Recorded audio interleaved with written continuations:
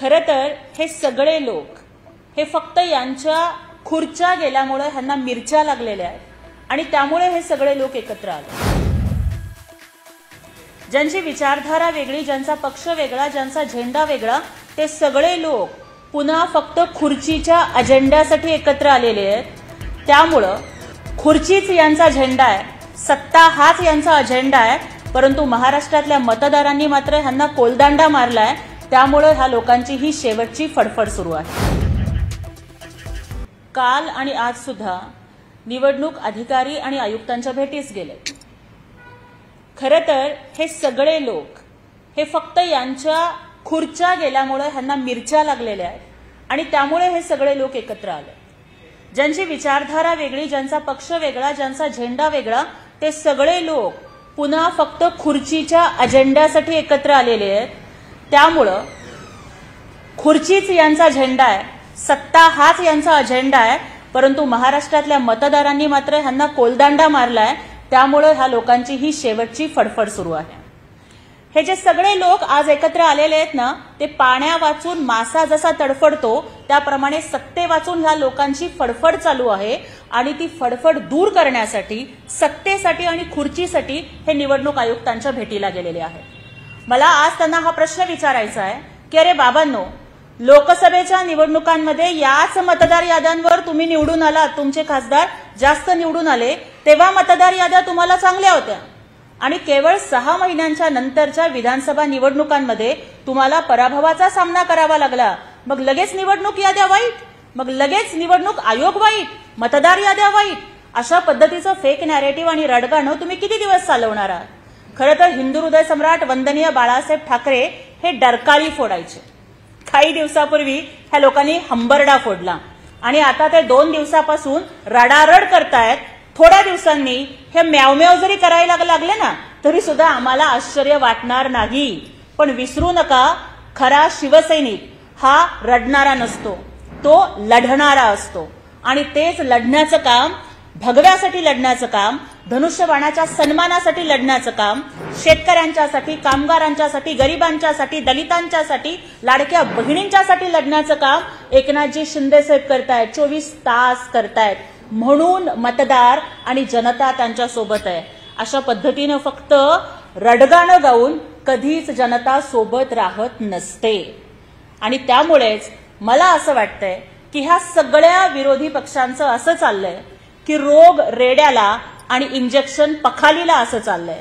अरे बाबांनो, तुमची जनतेशी नाळ तुटली आहे, तुम्हाला जनतेच्या समस्या कळत नाहीयेत आणि दुसऱ्या बाजूला महायुती सरकार, माननीय उपमुख्यमंत्री एकनाथजी शिंदे साहेब अत्यंत संवेदनशील पद्धतीनं जनतेच्या समस्या जाणून घेऊन त्या सोडवतायत, थेट त्यांच्यापर्यंत मदत पोहोचवतायत, म्हणून त्यांचं नेतृत्व जनतेला भावतंय।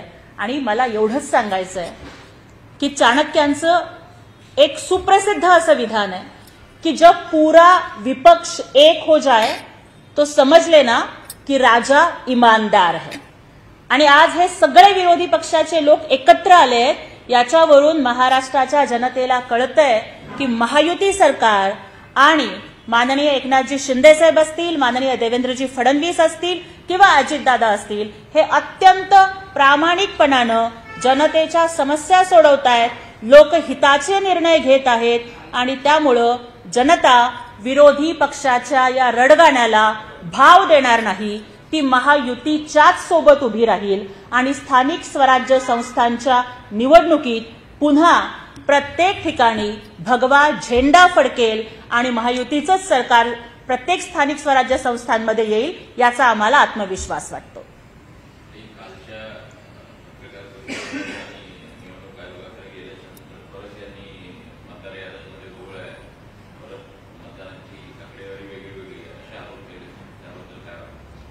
खरं तर बघा की निवडणूक आयोग ही एक स्वायत्त संस्था आहे आणि ती स्वायत्त संस्था भारतीय संविधानानं जे अधिकार त्यांना दिलेत त्या पद्धतीनं काम करते।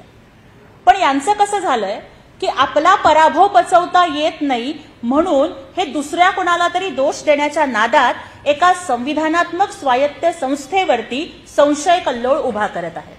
मला या लोकांनी सांगावं की कर्नाटकमध्ये काँग्रेसचं सरकार आलं की मग निवडणूक आयोग, मतदार याद्या, ईव्हीएम चांगलं असतं? तेलंगणामध्ये रेवंत रेड्डींचं काँग्रेसचं सरकार आलं, मग तिथे व्हीव्हीपॅट नसताना ईव्हीएम चांगला, मतदार याद्या चांगल्या, निवडणूक आयोग चांगला. आणि फक्त महाराष्ट्रामध्ये जर अशा पद्धतीने त्यांना पराभवाचा सामना करावा लागला की मग लगेच निवडणूक आयोगावरती दोष देऊन हे मोकळे होणार. या लोकांचं वागणं हे नाचता येईना अंगण वाकडे आणि चूल पेटेना पण ओली लाकडे अशा पद्धतीचं चाललंय. बाबांनो, आता तरी आत्मपरीक्षण करा, लोकांसाठी काम करा. नाहीतर या विधानसभेच्या निवडणुकांच्या मध्ये 100 जागा लढवून 20 वर आलात. आता महापालिकेच्या निवडणुकांच्या मध्ये तुम्हाला भोपळा सुद्धा फोडता येणार नाही. तो गालिबचा एक शेर आहे ना की उम्र भर गालिब में यही भूल करता गया, धूल चेहरे पे थी मैं आईना साफ करता गया.